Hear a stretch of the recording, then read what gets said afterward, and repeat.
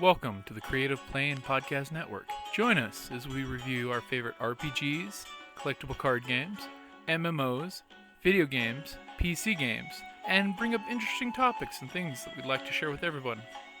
Sit back and enjoy the show.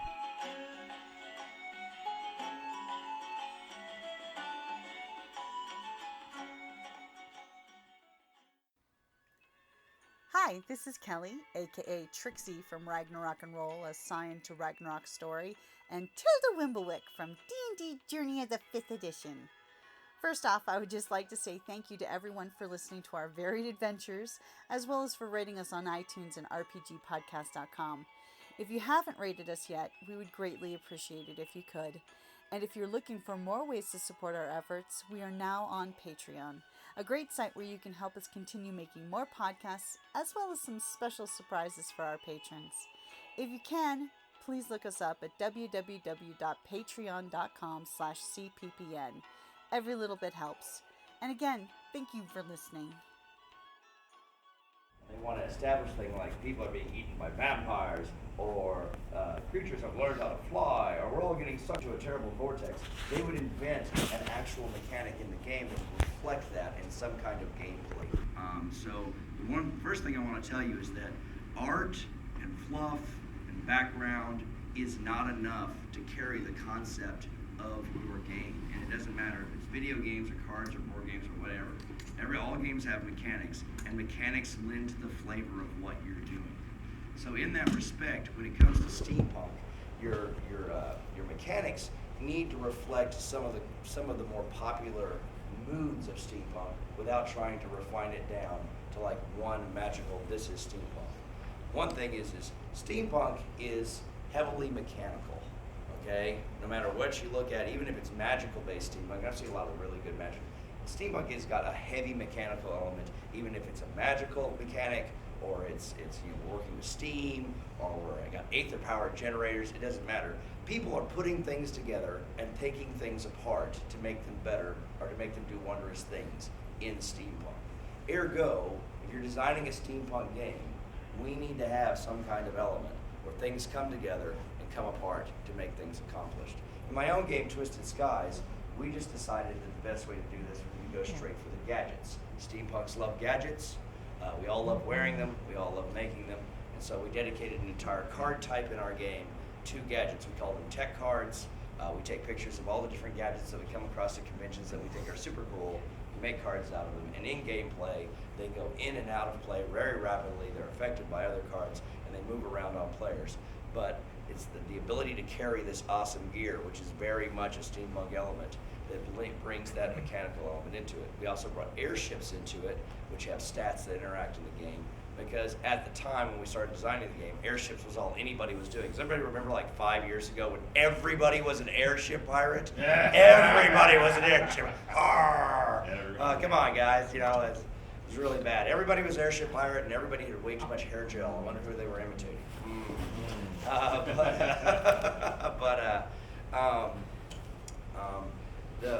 Having some kind of a mechanical element, some kind of visceral, touchable, we use this to accomplish this type element in steampunk. It needs to be a part of your game.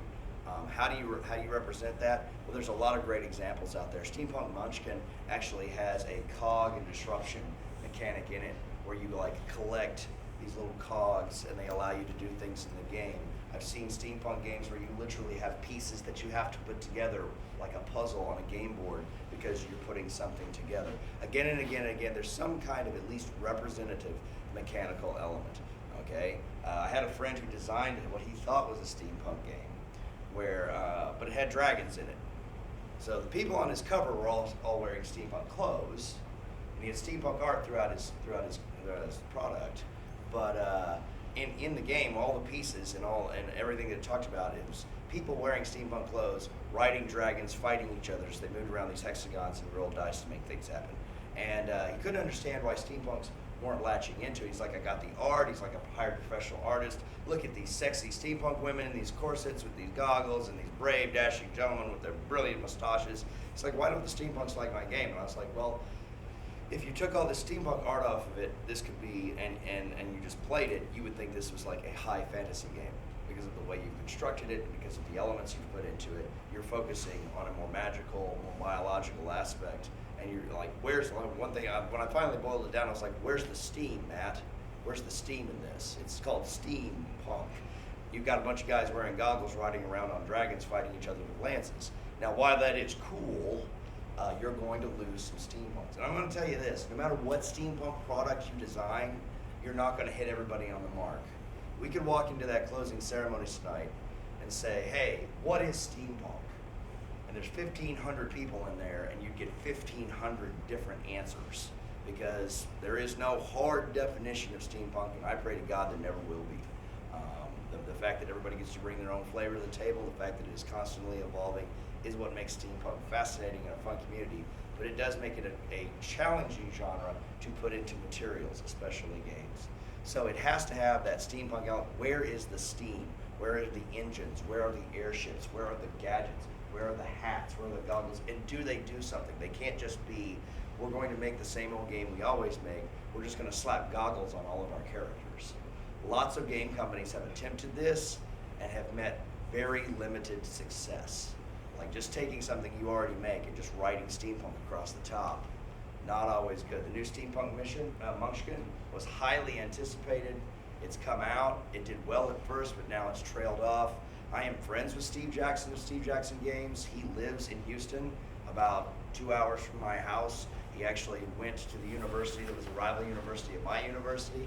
So me and Steve have known each other a while. And he called me and he said, hey, Steampunk Munchkin's not doing as well as we thought it would. And I was like, what do you mean not doing well? He's like, oh, well, we've only sold 500,000 copies. And I was like, oh, darn, Steve. And then, my heart bleeds for you and your 500,000 copies sold in the first 2 months.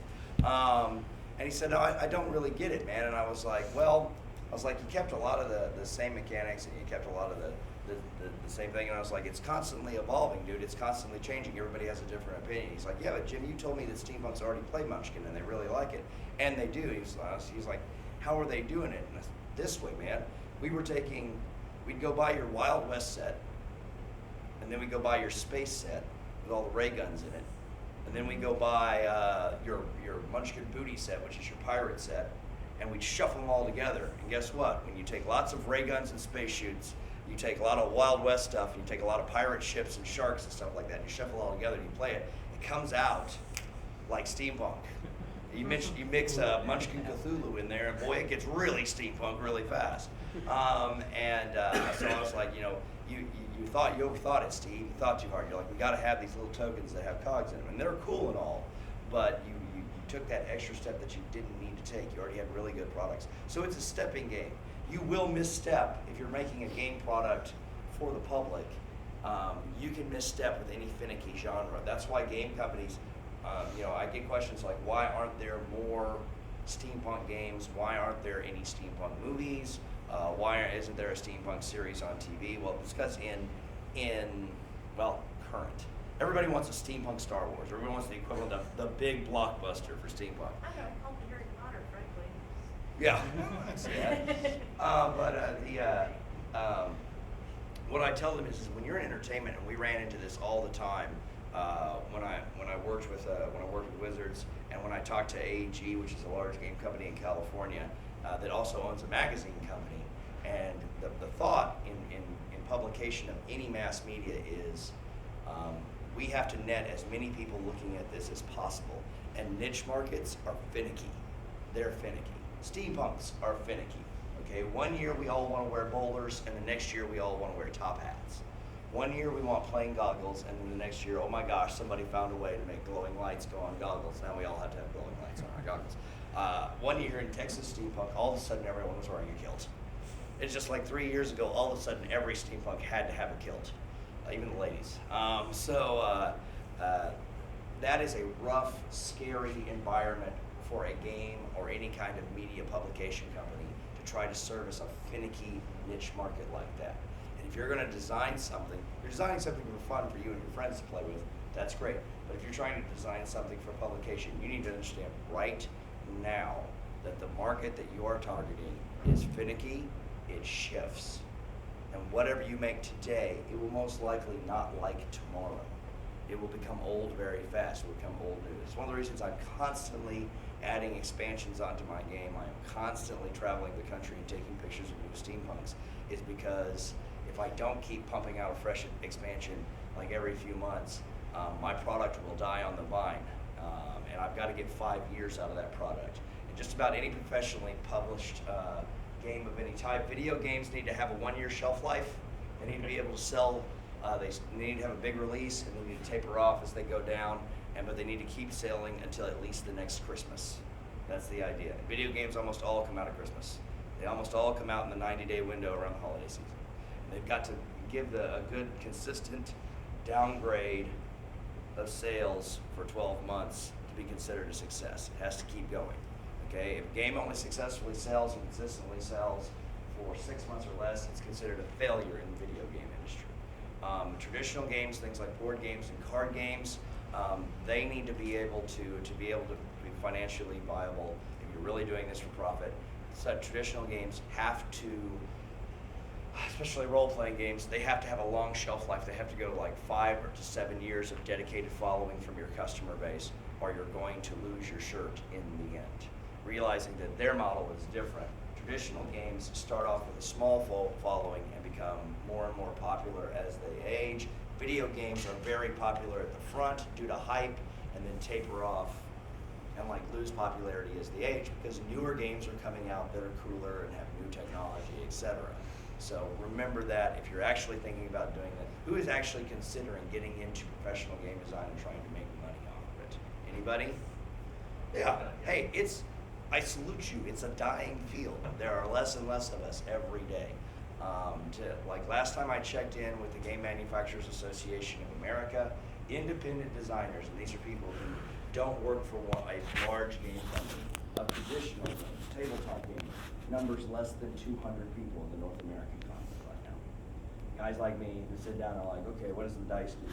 There's only so many of us left, and it's because nobody's picking up the torch. In video game design, this is starting to show as well. About 20 years ago, everybody who went to college wanted to get a degree in computer programming so that they could go work for Blizzard or Atari or somebody making video games. And I mean everybody. They even had a video game design program at the college I attended. And I thought that was really cool, but then I did the math that they were putting 1,000 people a semester through that program. And that's 2 semesters a year, because they didn't offer it in the summer. So that's 2,000 dedicated people with computer degrees that want to be game designers from just my one college every year. And there are lots of colleges and universities that jumped on that too. So let me tell you something. Your chance of becoming a professional video game designer for World of Warcraft or say, Neverwinter Nights, or on one of these big titles, or working for a large company like Bethesda or Blizzard or somebody, you have a better chance of becoming an NFL athlete. Because at least the NFL athletes have a structure. They get to play football up through high school and college and get drafted, etc. When it comes to game design, if you want to go work for a big video game company, it's a bonanza. It's, okay, I'm going to walk into a room full of 20,000 unemployed video game designers, and I'm going to pick the 3 we need to bring on this project. Hooray! And then, the investor calls, and our 3 turns into 2 because we don't have enough money for those guys. They are very well paid, but it is a very, very hard field to break into. And if you do break into video games, you're going to spend your first 2 to 3 years as a programmer doing backgrounds. You're going to be doing tiles and pixels, and we need the wheat to tilt this way, and I don't like the color of the houses. You're not going to get to do the cool stuff like storyline design and character design. You're going to be doing backgrounds, basically. So keep that in mind. If you want to do it, I don't want to discourage you, but I want you to be realistic, because I get a lot of people in these panels on gaming that say, how do you break into video gaming? I want to program video games. And I'm like, guys, it's rough. Now, the exciting thing that has developed in gaming is that now we have these things. And these things have really easy software to program on it. And just about anybody with half a brain and a computer science degree can program an app for one of these phones, including games. And just about anybody can sell that game on things like Google Play and Amazon, etc. And so this is going to be the new gaming marketplace. This is going to defeat consoles. This is going to defeat computers. It's going to defeat all other forms of gaming because it's everything I need to game in the palm of my hand, and I have to have it with me because it's also my internet. It's how I talk to my family. It's how I order pizza. I do not lose this precious, beautiful device. And especially when you can make $1 million designing a game that you sell for 99 cents because New America is app happy. You want to make a game that makes a lot of money. If that's why you're here today, then you need to be programming for these things. You need to be designing games that work on it with a finger because this is where it's at. This is the next frontier for gaming. And if you are looking at computer gaming like you want to get into video games, this is a great place to break in. There's a lot of guys. One of the problems they have over at Farmville, the same company does Farmville and all the little gym games and all the little saga games that they sell on TV. They have a problem losing their designers. They have guys who program really good games for the phone, and then large software companies, console designers and PC designers hire their help away because they like the way the game looks. Big game, but it's starting to turn around. Now the phone app game people have more money than the traditional software game companies. So this is the new frontier. All right, so we talked about Phil. We talked a little bit about considering your market and what you're going to do. You might come up with the greatest game in the world, but if nobody's going to buy it and nobody's going to play it, then you're basically going to be sitting around playing it yourself. The concept of getting it out there, and if you're just designing something for you and your friends, that's fine. But at the end of the day, it has to be entertaining. How do you make a game entertaining? There are 3 elements to an entertaining game. Pace. How long does the game take to play, and how much stuff do we get done in that time? If I'm playing, one of the great things about Magic is that you can play a game of Magic in anywhere from 5 to a maximum of 45 minutes. Rarely do you see a Magic match go over 45 minutes unless both players have just somehow magically built decks designed to destroy each other, and they're both master players that never make a mistake. That's a really great game because that 45-minute window is about the entertainment threshold of your customer. The person who's playing your game has got about 45 minutes that they need to be engaged. If they're entertained, they'll stay engaged. And if they're not engaged by 45 minutes, then they're going to quit playing, even if they had fun at the front of the game. They'll give up after 45 minutes. So pace is how quick does the game play? How many steps does your game take in those 45 minutes? How many turns is a good measurement? If your game is turn-based, how many turns would everybody who's playing the game get in this time span? Electronic mediums, even shorter. You've got to get the hook in even faster. If you want somebody to get hooked on your video game or your phone app, they need to be engaged within 5 minutes. They need to know what's going on. So keep that in mind. Secondly,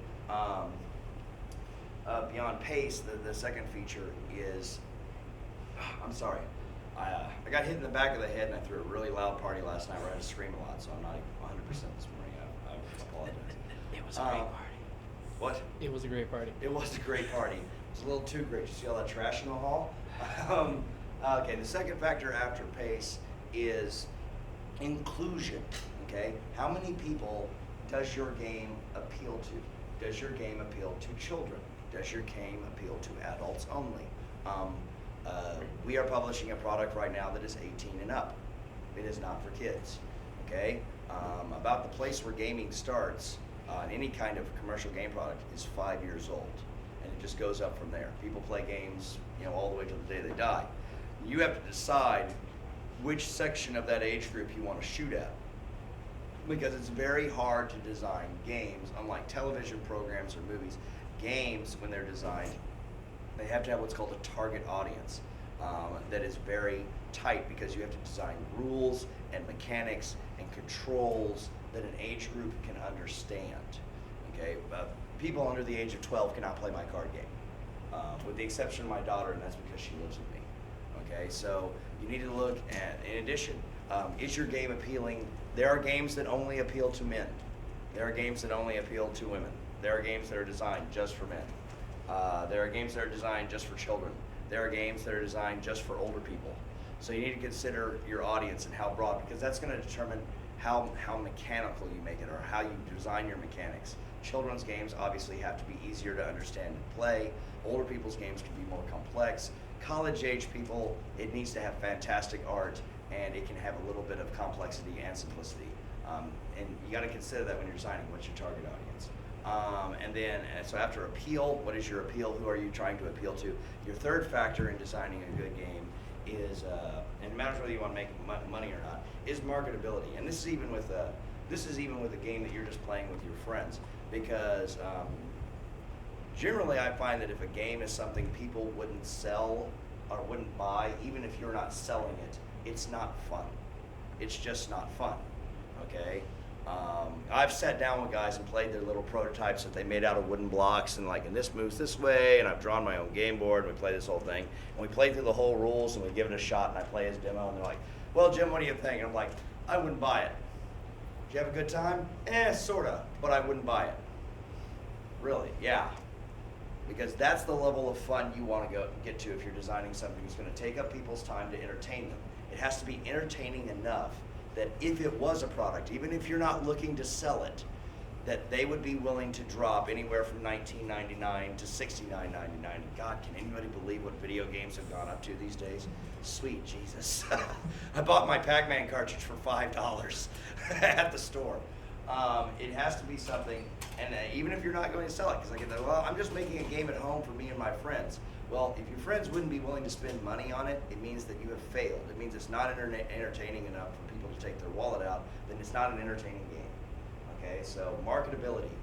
Is this thing sellable? And when the word sell, and I hate the fact that we use the word sell to refer to commerce only, because it's not. The word sell literally means to convince someone, to compel someone to do something, usually monetarily.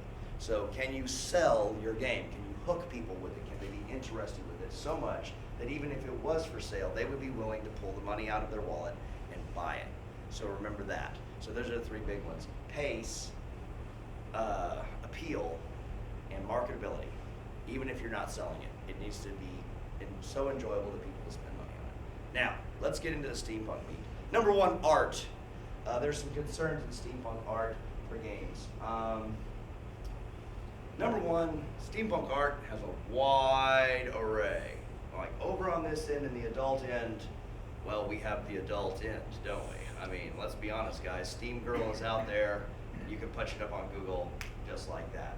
So we have steampunk over here, but we also have steampunk over here. I mean, My Kitty Hello Kitty is doing steampunk. Mickey and Minnie Mouse have been done in steampunk by Disney. There are steampunk products over here in the very family-friendly, very kid-friendly range. They exist. Obviously, over here, we have lovely ladies wearing corsets and goggles and not much else. And lovely gentlemen wearing goggles and no shirts. Just, an ascot. I'll never take that picture again. And then over here, we have cartoon characters wearing flight caps and goggles and tooling around in cartoon airships. Very cute stuff. And so art, you have an incredible variety of art. And this is one of the things that defines the steampunk genre. If we look at any other genre, even science fiction and fantasy, etc., they have very hard, very defined parameters in their art world. Steampunk is all over the place because, once again, remember that definition rule. Everybody's got a different definition of what steampunk is, and that influences the art in the world. Once again, when you look at your appeal, like who you're targeting, who you're trying to get to play this game, you need to look at your art. Who's interested in getting into video games? Who's interested in designing a traditional game, like a card game or a board game? Well, if you're doing a card game or a traditional game, you're going to be doing flat art, 2D art. Let me talk about the merits of drawn versus photographic. Drawn art, you can accomplish anything. You can have airships, you can have Cthulhu eating your airship, you can have people jumping out of a wormhole, you can have Teddy Roosevelt riding a dinosaur shooting a flamethrower, okay, because it's drawn, okay, it's generated art. But it loses appeal with about 1/4 of the market. About 1/4 of the market in any entertainment market does not like drawn products. It's been proven that 1/4 of all Americans do not like cartoons. Can you imagine? But it's true. And we all know that. One guy's like, nah, I don't like it. Who won't go see the Disney movie with their kids because they're like, I don't like cartoons. Okay? Drawn art does not appeal to the entire market. It's not a hard sale. It's the most popular in the market because in gaming, 2D hard art Generated art is what they call it now because it's not drawn anymore. They used to call it illustrated art, but now we draw on computers. So now they call it generated art. Generated art is most popular because that's what we started with in all games. From Monopoly up, somebody drew something to make that game. We didn't start putting photos in games until printing technology got a little bit better. Now, photographic art. Photographic art is cheaper. It's less expensive to use photos. It's a lot less expensive to get you and 10 of your best looking steampunk friends together and run around the zoo or the state capitol building or some other location that has really cool backgrounds, take awesome pictures of you doing silly stuff, and then use those pictures for your game. I know this, because that's what I do. Now, I do hire illustrators from time to time, but I'm going to tell you right now, photographers are way cheaper than illustrators. Illustrators are expensive, ladies and gentlemen. Especially when they're working with an independent concept. It's not like when you go to the convention, you're like, hey, will you draw me a Boba Fett? And they're like, oh, sure, I know what Boba Fett looks like, or a Stormtrooper, or My Little Pony. But when you're designing a new illustration with an illustrator, that is a dedicated process. You have to go in and sit down and say, I need this illustration for my game, I need these pictures for my game, and I have this heroine, and she has brown hair, and she wears gold goggles, and she wears high heels, and her corset has stripes on it, and the illustrator's like, whoa, whoa, whoa, whoa, whoa, whoa, and he's got and that's, just to get started, that's usually about $1,000, just to get your concept art started. Make sure that, because he's got to translate what you're telling him into a physical medium, and that's rough. That's a, it does take longer. It does take a lot longer than, hey, let's take our friend Tiffany. Tiffany looks a lot like our main character. Let's dress her up in steampunk, and let's take her over to the public library where they have that cool looking sculpture and take pictures of her for our game. Okay, so you can see the difference in cost. Because even if I hired a photographer to take pictures of Tiffany, and with professional camera and setup, most local, work for hire photographers are going to cost me about $300 for a day shoot, where an illustrator is going to charge me about $1,000 just to work out my concept art. And then after that, he's going to charge me either per piece or a percentage on every piece of art that he produces for my game. So, generated art, whether it's on the computer or drawn, is more expensive than photography. I know that sounds crazy, but it's just the way the market has evolved. Less and less people are drawing these days, really. And a lot of people who are artists can't pick up a pencil and draw anymore. They all do this. And that's fine. I mean, that's fine. That's an art form. But still, that even takes longer. If you're like trying to get somebody to computer generate something, then take your illustration time and triple it, because pixels take time. So remember that about your art. Those are your two options. 3D components, if you're making a board game, pieces, carved pieces, there are multiple ways to do this. And you've seen a lot more board games with really fantastic pieces and small press companies with these cool models that look like dragons and heroes and airships and tanks, and they're incredibly detailed. You're like, man, where did all this cool plastic pieces come from? Well, there's these awesome things called 3D printers that now we can all have. And if you've got the time to sit down and learn through the nose to run one of these things, and let me tell you, be prepared to give up 2 or 3 weeks of your life, because it's still not it's not a plug and play process on the 3D printers yet, I hate to tell you. You take that time, you design your 3D model, you pump it into the printer, and it prints it out, and now I have a 3D game piece that looks like that one. Here he is. He's going to run around on my Steampunk Monopoly board. I'm working on that. And then I take that 3D model, and then I do a very, very, very ancient process called molding. And I take that model and I put it inside a latex superform. It hardens around it. I pop that original out. I pour resin, high quality resin, and resin has gone from being something that was brittle and undependable to something that is now more dependable and easier to use than traditional plastics. Like more and more people are moving to resins now for pieces. I pour resin in my mold, it dries, I pop it out, now I have a copy. I make 20 of those molds, I start making pieces. Before I know it, I've got 2,000 or 3,000 pieces that I can use for my game. And I can do that in my garage. Now imagine what people with really nice 3D printers, some dedication and a good molding kit that's like on the scale of several thousands to be able to do. So pieces, 3D pieces are an exciting, expanding market that used to be only big boys like Milton Bradley and Hasbro could get into things like that because of how expensive it was to make. But now, or even just how challenging, even up until a few years ago, if you want to make any kind of miniature, like little D&D miniatures and stuff like that, you had to have a sculptor. You had to have a miniature sculptor, somebody who knew how to sit down and make that master by hand that we can now just program into the computer and make with a 3D printer. It's blown up the market, but it has also put a lot of my miniature sculpting friends out of business. A lot of my friends who are sculptors who make little miniatures and stuff for the gaming companies are kind of out of work now because of the 3D printers and 3D modeling. But hey, that's technology. Time marches on. Once upon a time, there was a guy who made the best buggy whips in the world. He's not working now either. So remember that. 3D pieces, when you design them, avoid sharp edges, avoid extended pieces. Like I have lots of guys who like design these really cool board game pieces with these airships that have some kind of stick coming off the nose of their airship. This weird antenna that comes off the front of their airship. And you know what the first thing that breaks off that playing piece is? That stick. You need rounded edges, you need compact pieces, preferably some kind of a lump. Don't make them too large. We have a lot of games that have expanded their playing pieces. There's a game called Descent. It's a really cool board game. It's like a D&D type dungeon crawl, and it has these beautiful models, some of which are like dragons and monsters that are like, the model stands this big on the table. It's a big honkin' sucker, okay? And it's beautiful, and that's engaging, and it's a good selling point, but also that thing's a hassle to store. It's a hassle to keep up with.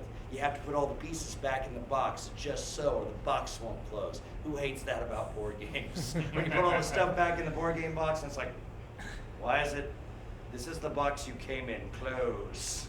But that is something that you have to watch out for. So I encourage guys to scale it down. I encourage people to stay at about the 2 square inch or less when it comes to physical game pieces for like a game board type game, all right?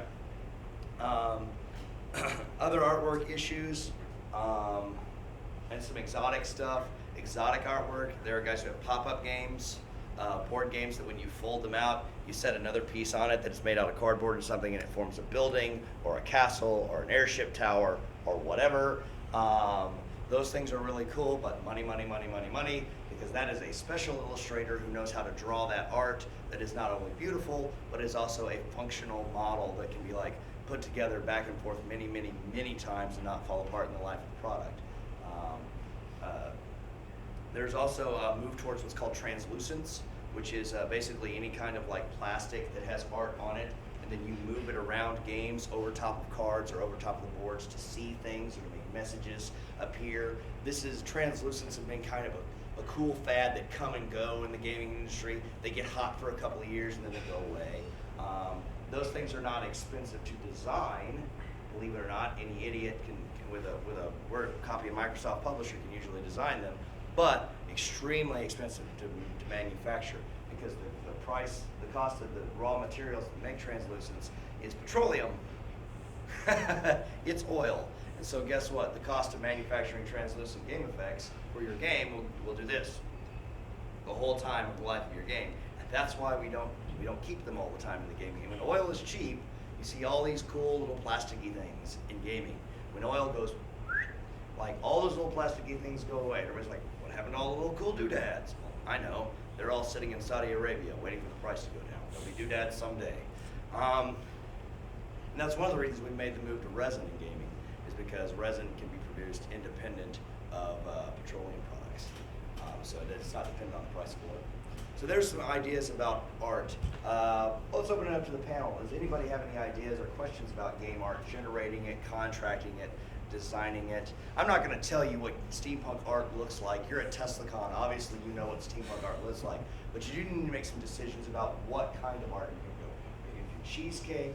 Are you going to do mythic? Are you going to do gothic horror? Are you going to do family friendly? Are you going to go all the way over here and have little cartoon pigs that fly airships? Okay, so you have to make that. Or are you going to try to jumble it all together and make one big happy mess like I do in my game?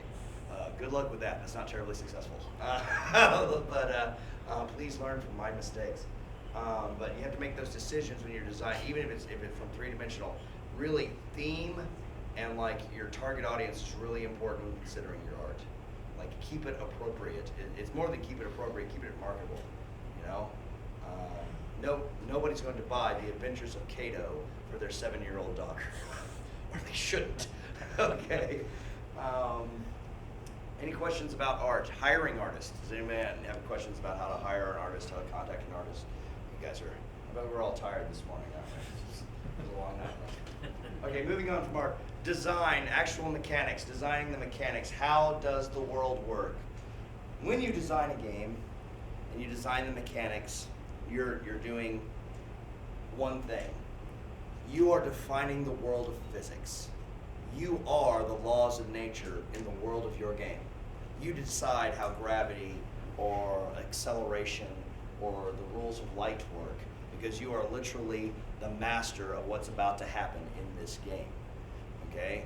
And in video game programming, especially if you're making like an MMO, something like World of Warcraft, you're literally deciding how gravity and light and things like that are going to work. And so you need to make some very hard decisions about how much detail, how much mechanic you're going to use. Because every additional design, every additional layer of mechanic you add to a game adds more flavor, it should add more enjoyment, and it should add depth to your game. But it's a double-edged sword, because every layer of mechanic you add to a game also can extend playtime, it can lead to boredom, it can lead to loss of marketability because people do not understand the rules, or they do not understand what you're doing, or they just do not like complex games.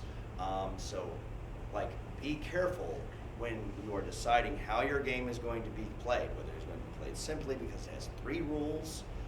Tesla Cards Against the World has 8 rules they put on a card this big, okay? Twisted Skies has a rule book, which is 5 printed pages, because it is a card game like Magic the Gathering, okay?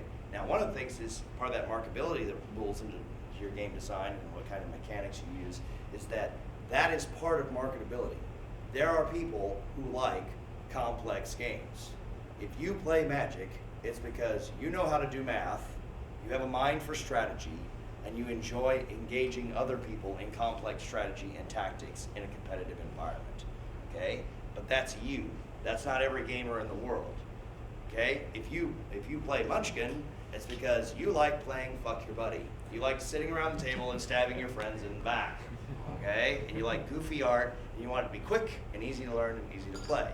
Or you can play something as easy as Sparkle, which is a game that's, or Yahtzee, little games played with 4 dice, which usually have rules that you can learn in about 2 minutes, okay? And these are all markets. And there are people over here who do not like simple games, and there are people over here that do not like complex games. So as you're deciding on your mechanics, as you're adding different layers of how the game is played, remember that. You're moving up and down this scale of likability amongst customers, and whether or not they're going to like your game. Designing mechanics for Steampunk. Keep it fantastic. Steampunk is a setting of the fantastic, okay? It is not possible, by my knowledge, to build a steam engine that has enough power to get a vessel off the ground and not be so damn heavy that it would crash to the roof of this hotel, okay?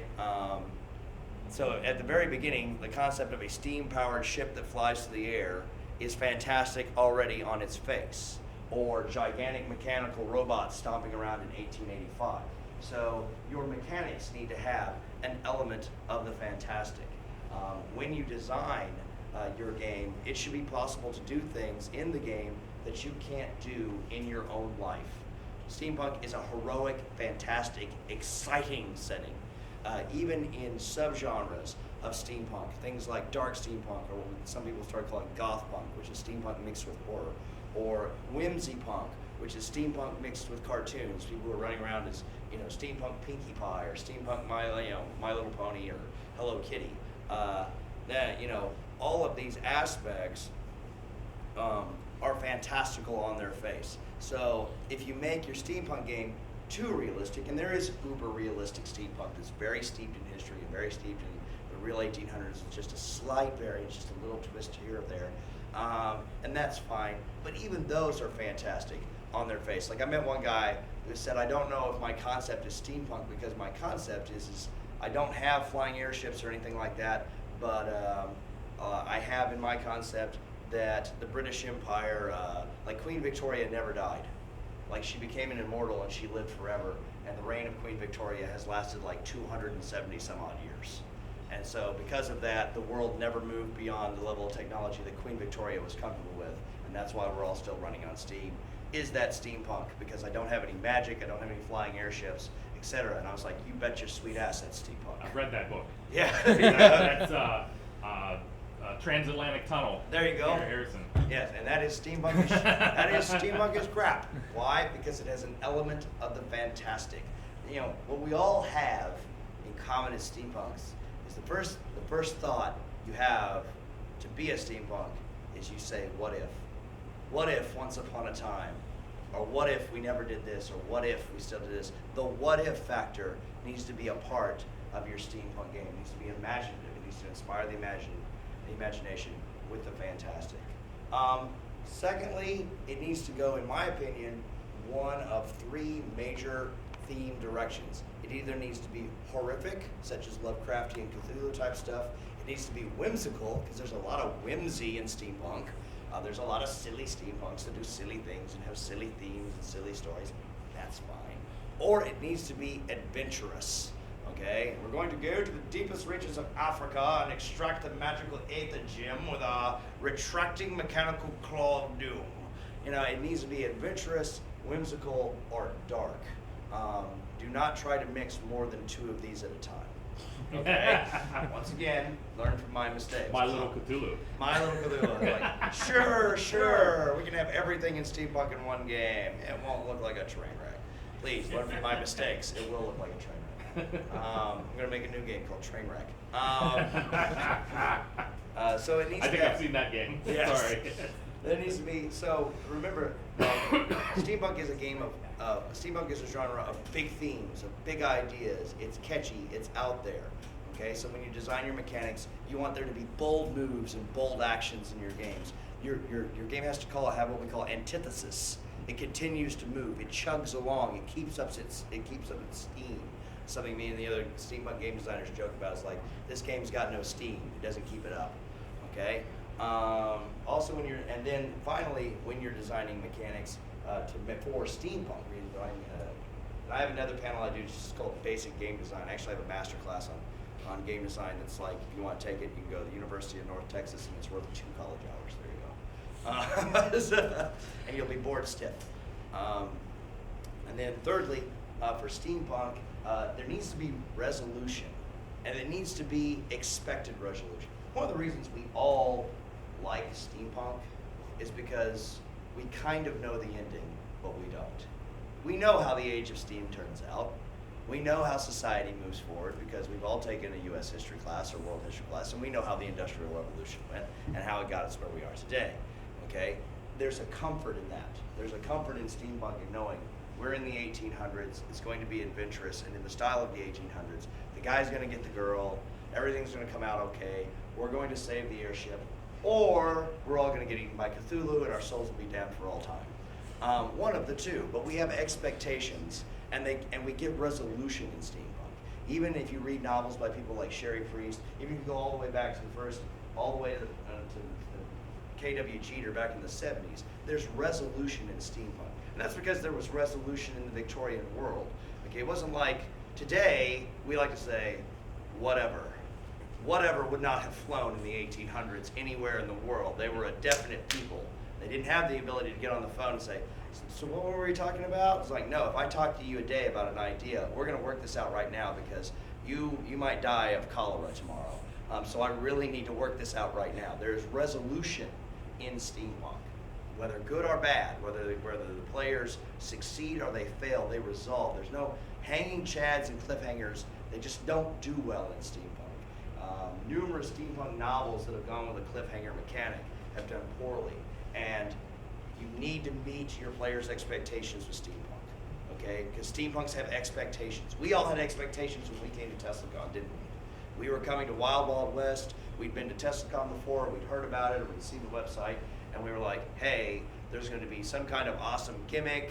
Lord Bobbins is going to wear some outrageous outfit or say something silly. There's going to be all of our favorite characters. We had expectations. If we had got here and instead they were like, well, we've gotten rid of all the characters, or we're not really building big props and sets this year, or we're just going to hold some panels and sell some cool steampunk stuff like every other con in the country. Thanks for coming, guys. We appreciate your $65. Have a nice day. We would all pack up and go home because the product had not met our expectations. There is resolution expected in steampunk. Cliffhangers are not popular.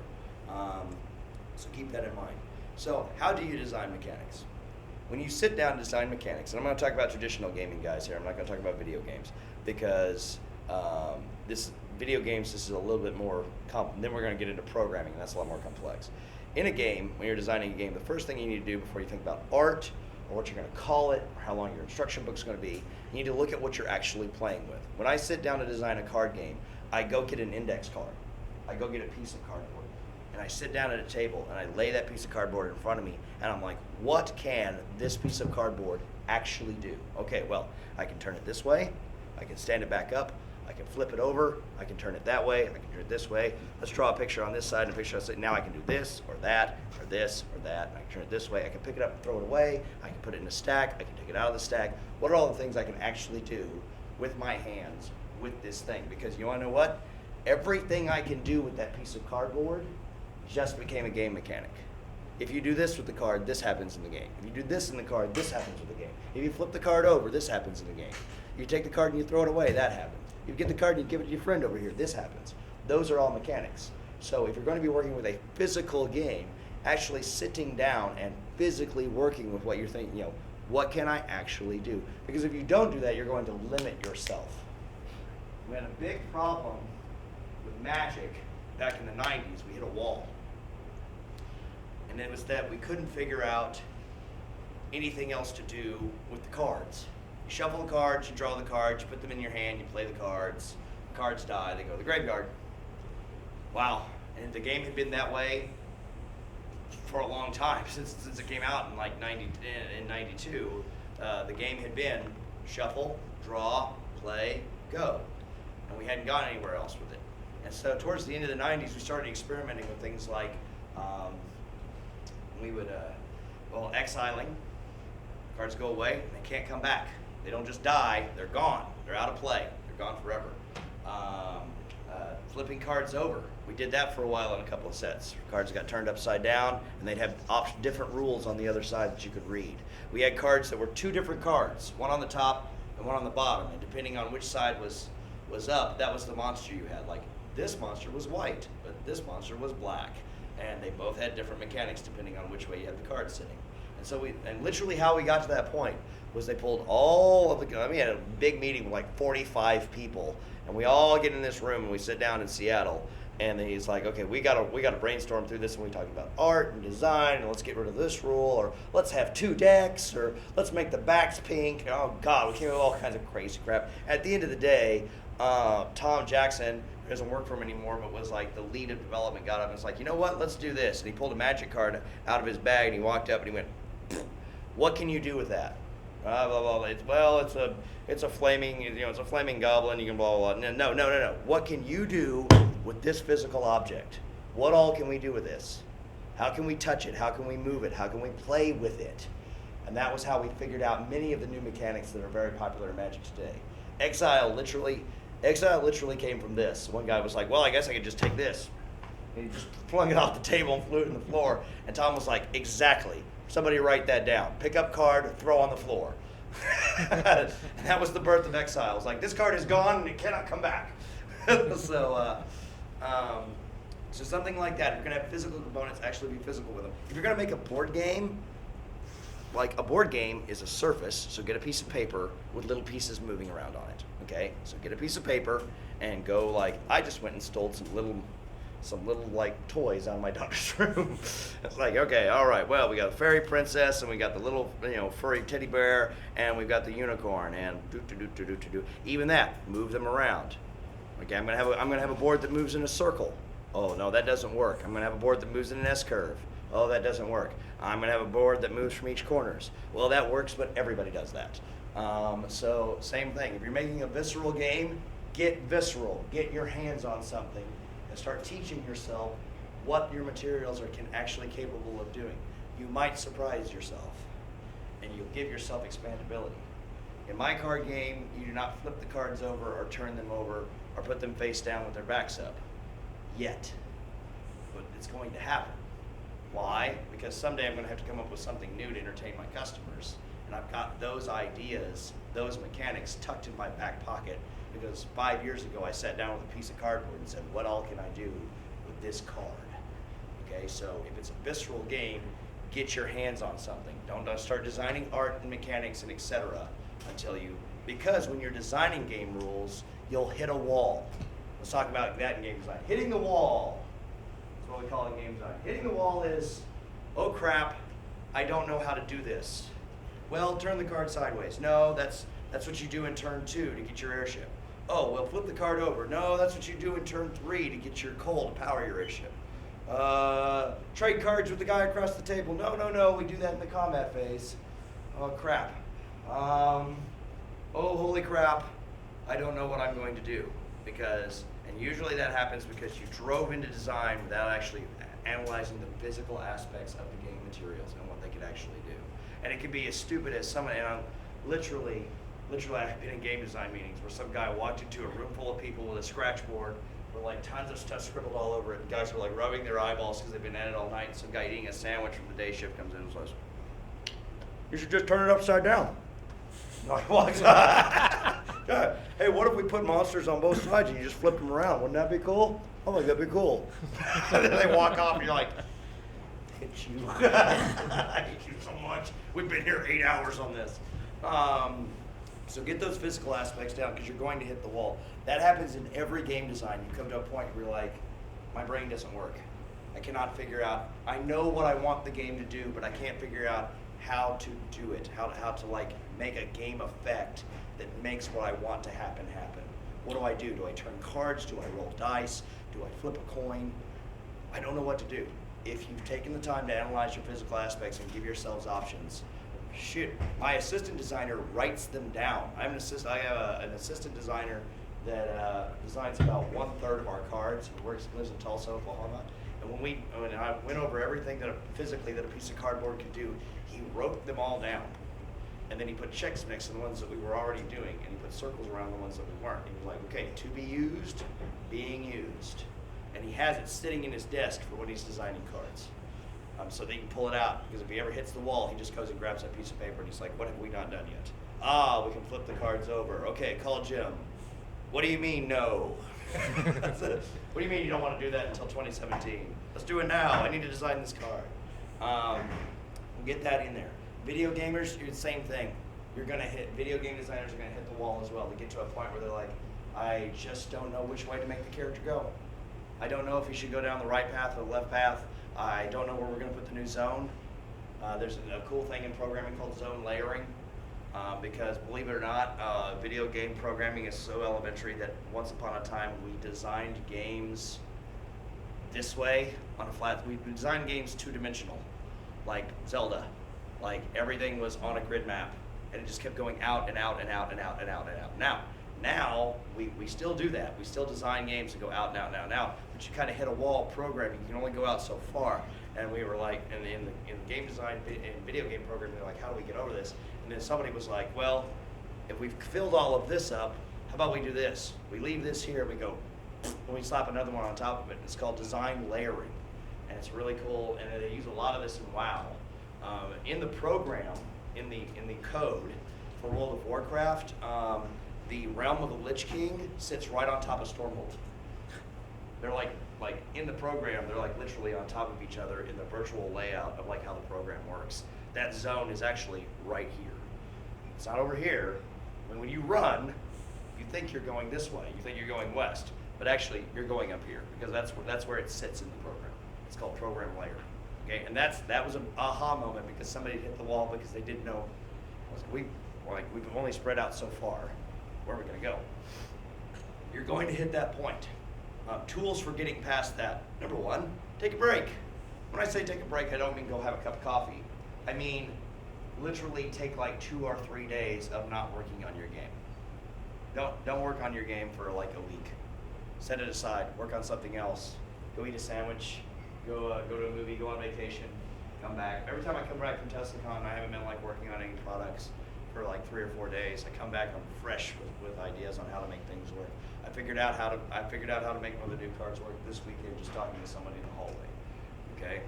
Take a break. And you're gonna have to take, and it's not like writing a novel where you're like, I'll go have a cup of coffee or I'll eat a sandwich and then I'll be refreshed. Game design is a highly complex art. It is more complex and it is more demanding than writing because it is interactive writing. It is explanative writing. You are literally telling someone what to do. You are trying to tell someone that you are not in their presence. You are not standing there in front of talking to them. You're trying to communicate to them through a piece of paper what you want them to do to play your game. If you don't think that's difficult, I challenge you to go sit down and write some instructions for your significant other. Because I've written down instructions for my wife that were literally bullet points, and she still got it wrong. Give somebody directions sometime over the phone. Okay? Take that to the next level. That's writing instructions for a game. Okay? So remember that. You're going to need more time to let your brain cognitive that. Writing instructions. Let's talk about that. Writing instructions for gameplay. Because I'm not going to tell you what mechanics to design. And I'm not going to tell you how to design mechanics. You know that. You know you want a game where pieces move like this, or you roll dice like this, or you play cards like this, or you move a controller around like this, etc. Everybody in this room knows that. If we went into that, we'd be here for weeks. But what I am going to tell you is that, is number one, when you're designing mechanics, when you're writing rules or instructions, lowest common denominator. Assume that the person you're writing instructions for is a complete moron, okay, with a 3rd grade reading level. Okay, even if you make a game ages 18 and up, it does not matter. Keep it simple, stupid. Not that you're stupid, keep it simple for stupid. Okay? Because nobody ever complained that game rules were too simple to read. It's like, well, I'd play your game, but it's just so damn easy to understand. I've never heard that in my life, ever. The number one complaint from any game customer is the rules are too complex, I didn't understand the instructions. We have changed our instruction book 7 times and we still get this complaint. It has been heavily edited and reviewed again, and we are still constantly working on it, and we're not the only one. We are not the only, everybody who has a game that has more than 3 rules has rewritten their instructions more times than they can count. And it drives all of us crazy. Because if you're the guy writing it, you're like, I understand what I'm saying. Flip the card over, stupid. But on the other end, language is different, use of verbs is different, education level is different, understanding is different, conceptualization is different. Because you can see it in your head doesn't mean they can see it in their head. Great way to test this, and these are very nice people if they'll do this for you, is just like having someone proofread your book, have someone test read your instructions. It's like, read this and tell me you can play this game. Tell me you understand what goes on in this game. It's boring, especially because we're not going to play the game. I just want you to read the instructions. And that is a very special person who's willing to do that very dull job for you. Because you're cheating if you actually get the game out and play with it while you're proofreading your instructions. And here's why. I need to be able to read your instructions and understand how to play your game, even if it's not sitting in front of me, even if I can't touch it and play it. Because if I start playing it, then as we're playing it, we'll say things like, oh yeah, it does this, or well, you're kind of supposed to do that. And you know what you're doing there? You're filling the gaps in the instructions through gameplay. That needs to be avoided, okay? I need to be able to read your instructions, and I need to be able to see your game in my mind and know how it is played, okay? So that's a tip on writing instructions. Keep them as brief as possible. If your game is complex and it has complex effects like card games do, give examples. Okay? When blue card A is when cards are played to destroy each other, the destroyed cards goes to the graveyard.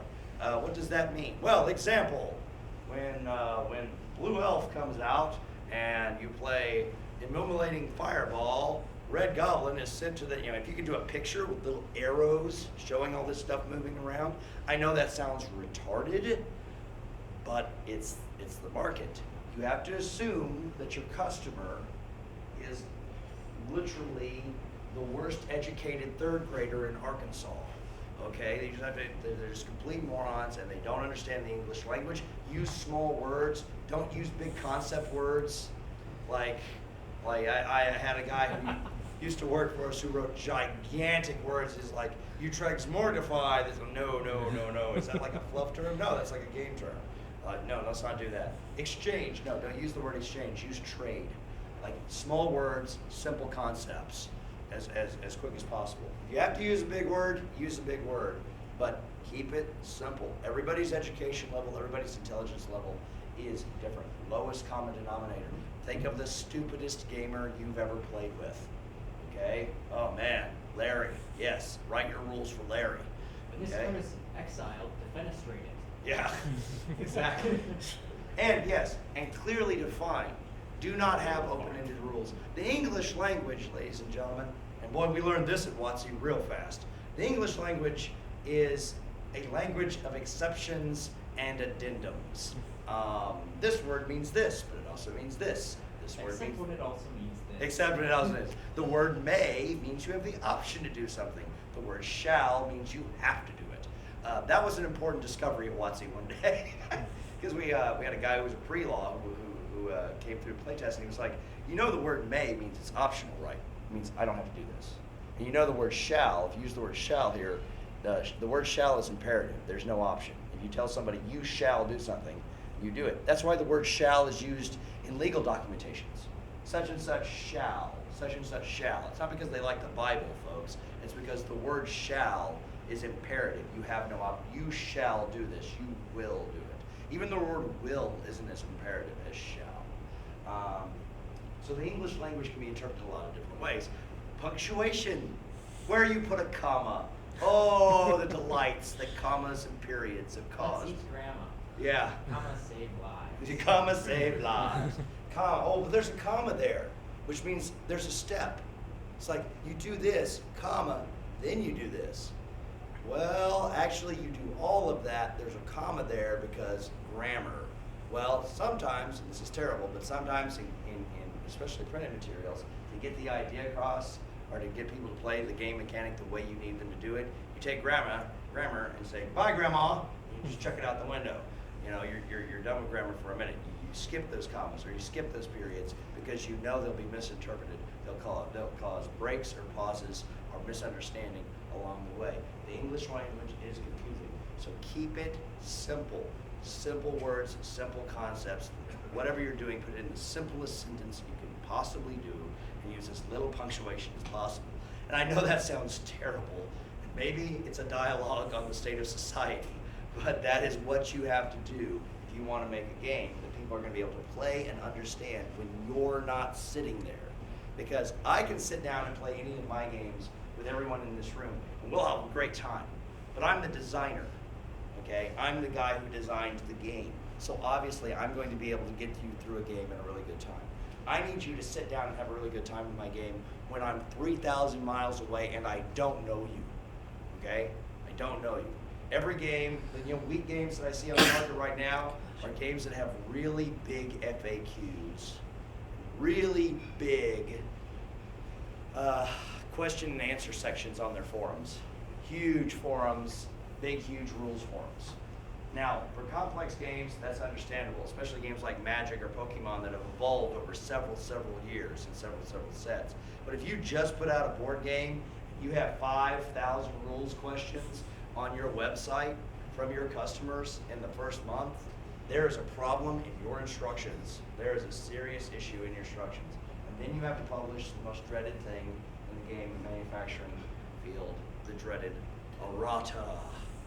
This is the errata. We said this in our rules, but now we're saying this. We know we wrote the rule this way, but what we really meant to say was that. It's like holding your hat in your hand and apologizing to your mama. Yeah, characters have almost gotten killed by errata. Cards have gotten wiped by errata. Errata has taken the entire cards out of play in Magic and Pokemon and Yu-Gi-Oh! So you don't want to go there. Sometime you're going to be faced to revise. My game is less than 5 years old and I've revised it.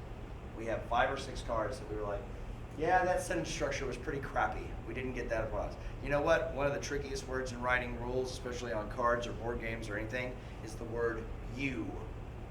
When such and such happens, you may do such and such. That is a dangerous, well, who's you? Is you me, the guy who's playing the card, or is it you, the guy I'm targeting the card with? Who is you? When you say you, who do you infer? Who are you inferring? So we had to get away from you, and we went to the player of this card. It gets really boring. We have a sentence on like half of all of our interrupt cards, almost all of them. It says, You may place this card in your hand or play it immediately. And you would think that'd be something people could just remember, but we write it on every damn card. You may place this card in your hand, or you may play it immediately. It's an interrupt card in our game, and that's to let people know. You can either, when you draw this, you're like, ooh, shit, I'll use that right now, or oh, I'll save that for later. And you would think that would be people could learn that, but we have found that actually putting everything a card does on the card, and we're not the only ones. Everybody has found that is actually just the best way to write a card game. Is just put it all on there. This is exactly what this, even if it's a paragraph.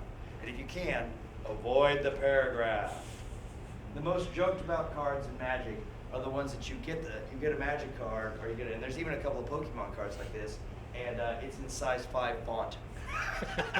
It's like, well, I'm going to read a book now. Really, any kind of a card game material shouldn't have more than 3 sentences on them. And that's getting heavy.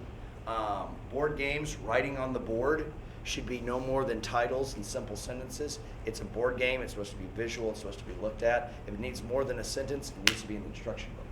Okay? So, remember that. Yes, sir.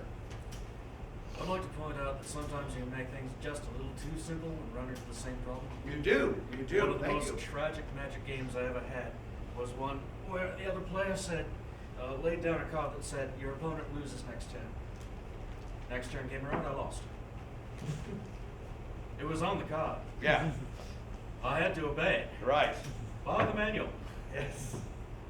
And It was terrible. It was terrible. Simple rules can lead to the same problem. Make sure you define what's going across. And once again, that's that proofreading thing. You gotta have buddies who read your rules, who read your cards. Playtesting. Okay, well, this is part of mechanical design of anything. Playtesting. How do you playtest? People ask me this. How do you playtest, Jim? How do you playtest your game? Well, make a whole bunch of copies of my new product, sometimes on note cards, because I'm cheap. And by the way, Steve Jackson Games, every new edition of Munchkin is printed out on paper and then glued onto note cards like they were 3rd graders. And that's how they test every expansion of Munchkin, every lot. Because I have the note card playtesters for Munchkin Cthulhu. Steve gave them to me and signed them for me. So they're sitting in my house right now in a little collector's box. But it's literally just ye old index cards cut in half with shit glued on them like they were in the 1st grade. And that's how they decide how their game's gonna work. Don't be afraid to make stuff like that. You don't have to get your art worked out. You don't have to decide what your borders are gonna look like or what your instruction book, what color your instruction book is. Go get some index cards, go get a big piece of paper and some little army men if you're making a board game, and doodle it out the best you are and go to work at it and start playtesting. Playtesting should be done in groups. It should be done in control groups, just like testing any other product. Games are easy because they're meant to be played in groups. So usually in my company, we call them tables. And we usually divide them widely by geography. We have a group of friends that live in Oklahoma. We send them our products. They get together, they play the products 2 or 3 times, and then they send us back their feedback. We have another group in Fort Smith, Arkansas. We have another group in Dallas, Texas. We have another group in Austin. And none of them know each other. None of them know each other. They're not Facebook friends. They don't talk to each other. They're just guys that we have ran into that like to play games and are really and then reward these people because they're testing out your cheap new crap. If the game actually publishes, send them all a free copy. It's the price of doing business. Okay. So, playtesting is done in groups. Keep records of your playtesting. If you do set up a playtest group for your game, then make sure. Hey, good to see you, Judge. Make sure that whoever is running the group, whoever's the DM, the Dungeon Master of the playtest group, keeps notes on problems and on successes. We really liked this. We really didn't like that. And one pitfall of playtesting and playtest groups when you're playtesting a game is it's very easy for them only to write down the problems of the game. It's like, well, this didn't work, or that didn't work, we didn't like the art, the instructions were hard to read, etc. And then, but we also need to, the designers, as you as a game designer, you need to hear things like, we really liked the way this worked. We really liked the way the box was set up. We really liked the cool wooden box. Or we really liked the artwork. Or we really liked the way this did. You need to hear as well positive feedback on what people enjoyed about your product, about what was good about the game. Because if all you're getting is your pitfalls, game designers are just like other human beings. After about 15 playtesters write back and like, God dang, the instructions suck, Jim. What'd you write this in, Swahili? I don't even know how to play this game. I don't know whether to play with these cards or wipe my butt with them. You know, you can only take so much of that before you're like, this game is terrible. I give up. Throw it away. Let's go sell hot dogs. Don't give up. Make sure that your playtest groups, you need them to give the positive aspects of your products as well as the negatives. They're not just there to find the holes, but they do really need to take your game around the block and try out the tires. They really need to put it to the stress. And so we have a couple of playtest groups, like our playtest group in Oklahoma playtests our card products only, and it's made nothing but tournament level Magic players. These are guys who play on the Magic circuit. They play in competitive tournaments for money and prizes, and they are rules lawyers. And everything I send them, they tear it to shreds. I get an email that's like this long. It's like, this is wrong, this sentence is wrong, this comma shouldn't be here. I didn't understand this, I didn't understand this, I didn't understand this. Pros, we like the hot girl in the corset. Thanks, guys. And then I have another group that plays casually in Dallas, and they're just casual gamers. They're munchkin gamers. It's like these people get together and play board games on Sunday nights, just some friends. And they're like, and I get a list back from them. It's like, well, I thought it took too long, or I think there should be more players, or I don't think I could play this with my kids. And so when you build your playtest groups, build variants into them. Everything from the hardcore gamer to the, hey, let's play this in the car on the way to TeslaCon. Okay? How do you set them up? Start with your friends, branch out from there. It's really easy once you've got a product developed. We have people ask to play test our games all the time. That's how we got all the groups now. We met them at conventions. Gaming clubs, people who play games regularly, especially you video game testers or guys who are making app games for your phone. Find gaming clubs, especially college campuses. They'll have great, especially if they got a heavy computer science department, they'll have like really good clubs that you can like turn your products over, and they'll tear them apart for you. They'll really put them through their cycle. It's 10 till 11. I have 10 minutes. Quick questions on game design. Because playtesting is the final step, and then you go to release. You release. Who would like, who has a question, like who is actually interested in how the game publishing works? Because game publishing is pretty basic. It's just like publishing a book. You develop a product, you go to a publisher, you introduce them your product, they play it just like they read a book, and they either say, yes, this is cool, we'll pick this up and we'll carry it for you, or they say, no, this is utter crap, you have wasted your life, please go make French fries at McDonald's. And they are really... There doesn't seem to be much in the middle. There's no middle. They are really that brutal. They are really... David Reed over at Wizards of the Coast is the most vicious man in product development you will ever meet in your life. He will tell you straight to your face how much your game sucks and why you shouldn't be a human. It's just, he is a vicious bastard. And so that's how games traditionally get published. But now we have self-publishing for games, and that is an exciting new frontier. If you're into writing RPGs like Dungeons and Dragons, well, fantasy publishing or print-on-demand technology serves your needs very, very well. But now we have print-on-demand cards.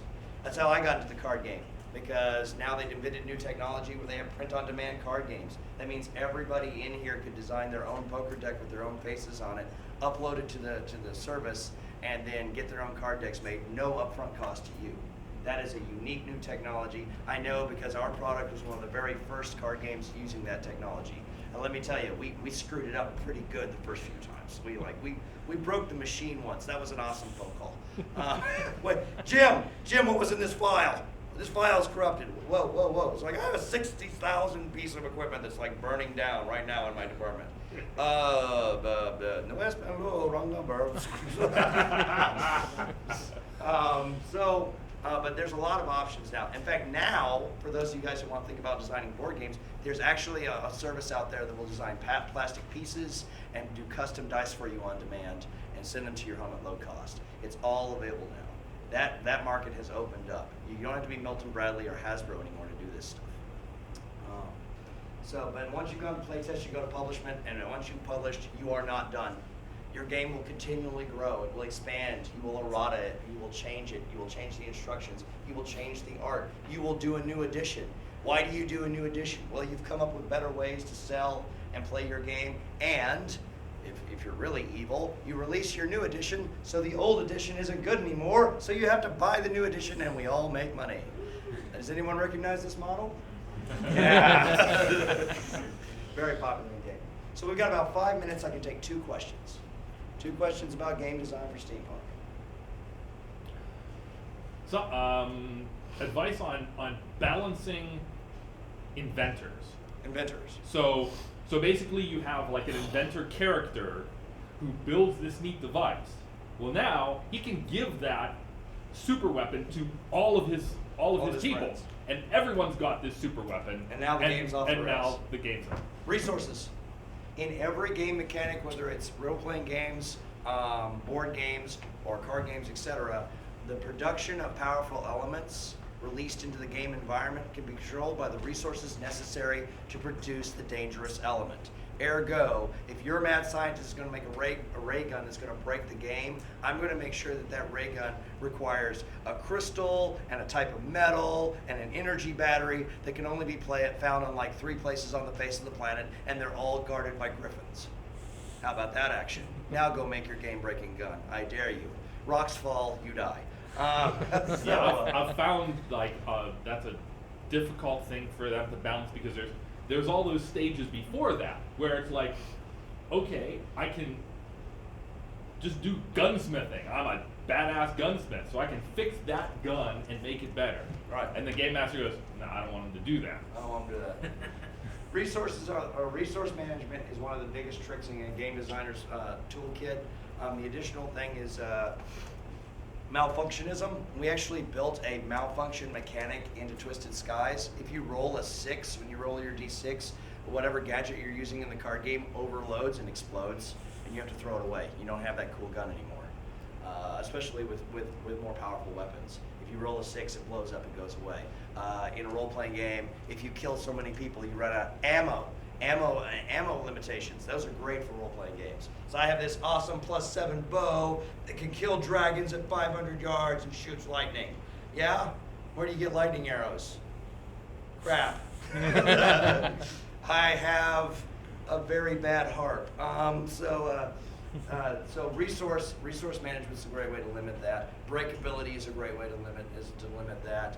Wearability, it gives out over so much time. It's got a lifetime that it can only live so long. These things are great ways to limit that. Skill, and then of course skill progression. Skill level has to be at a high enough level to produce certain elements. Realizing that if somebody's playing a game long term and it's a progressive game where you're allowed to get better and better and better, eventually they are going to be a level 99 inventor and they are going to build, the Death Star. And you just need to, their copper-plated Death Star that runs on Steam. It's going to happen once they get to level 99. You better be ready. As a game master, you better be ready for it. Yeah, and at that point, it's time to say, hey guys, let's play Monopoly. How about that? I ran into one game where we were doing that. Our characters were advanced to the point where we were dominating things pretty well. So the game master just started cheating to destroy us, to try to kill us. It's like, well, that's not fun anymore. It's true. If you're just making stuff up and reinterpreting roles to kill us, come on, we got to. That's not fun. That's not a very That's where it intuitive. breaks. That's not a very intuitive At game some master. point, you just have to say, all right, guys, you win. You win. You Game win. over. Okay, roll up new first level characters. These Exactly. guys get to That's a really good time to retire them into retire. NPC status. We were ready for retirement. We were ready for Another retirement. You talked a lot about games that, getting the steampunk theme right in games. What are some of your favorite games that you think have gotten it? Have gotten it. Gotten it right. You know what? I thought BioShock Infinite was actually beautiful, and they did a really good job, except the ending sucked. And that's everybody's like, wow! It's like the most. It's the biggest anticlimax since your prom. Okay, it's just The thing you thought was going to happen. everything you thought was going to happen didn't. And we talked about that, didn't we? The steampunks want resolution. They have expectations. That's part of the genre. clean clothes. So I thought, but beyond that, it was a great product. Video game wise, Dishonored. So beautiful, so well executed. Won multiple, probably the best steampunk video game I've ever seen. Board game wise, believe it or not, guys, the new designer out here who's running Zephyr, that new board game that he's designed, that game is gorgeous. And John has done a wonderful job on the design. It's very comprehensive. It's very intuitive and easy to play, and it's fun. He's done an excellent job for a new product. That's my #1 new steampunk game product. I'm going to be reviewing it on my blog here pretty quick because I was very impressed by it. Older products, I would say, let's see. You know, one of the best steampunk role-playing products I ever saw is not even in print anymore. It's called Castle Falkenstein. I love that book so much as like one of the most beloved things. And then the other one who's really gotten it right, Space 1889. Space 1889, great product, very well, does a great job at capturing the genre. I mean, you're sending the Victorian Empire to Mars to fight Martians. What's not steam? I mean, those guys, they got it. They got their hands around it. So pretty good. Thanks. Very welcome. So do you think that collaboration is a good mechanic for steampunk then? I think collaboration is a great mechanic for steampunk because my belief in the steampunk community has always been together we are stronger. Because the Victorian era was an era, and the Industrial Revolution was an era of bringing things together to produce wondrous results. Who would have ever thought that you could take fire and water and metal and make horseless power? That's magic, folks. That's collaboration. That's bringing things together. Steampunks are social. They like to be together. They like to hang out. When you meet you meet one steampunk very rarely. You meet crews of steampunks very often. We're social. We like to collaborate. We like to work together. I would encourage anyone making a steampunk game to make it collaborative. When I designed Twisted Skies, the very first thing I said is, this is going to be a game that people sit around a table and play and laugh and have fun as a group. It is going to be a group game because steampunks come in groups. They come in airships, they come in film crews, they come in prop crews. Collaboration is very much at the soul of steampunk. Good question. You know what, guys? We're done. That was the last question. What a great note to end on. My name's Jim Trent. I'm over in Sidewinder County behind Bluebeard the Pirate.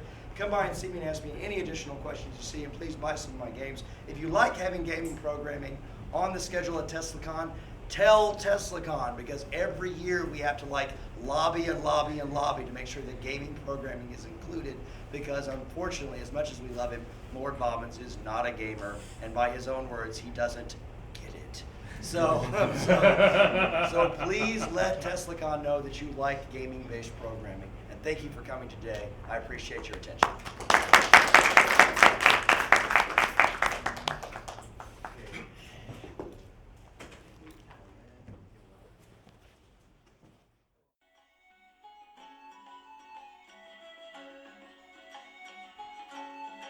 Thank you for listening to the Creative Play and Podcast Network.